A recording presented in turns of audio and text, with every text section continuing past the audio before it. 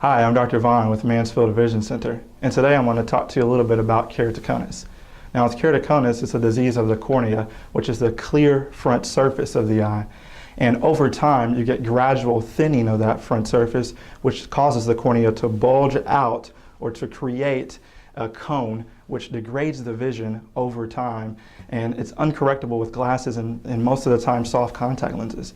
Now, who gets keratoconus? That's a great question because it can affect anyone, but most of the time you're going to see a strong family history with keratoconus.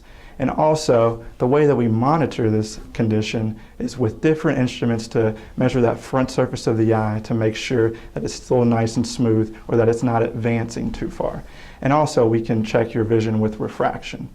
Now, the way we monitor this condition and also treat it is with different types of lenses. Now, we fit patients most of the time with a hard contact lens or a hybrid contact lens, which is a hard lens in the center and a soft lens on the very edge. And that helps create a nice, clean front surface to allow patients to have great vision.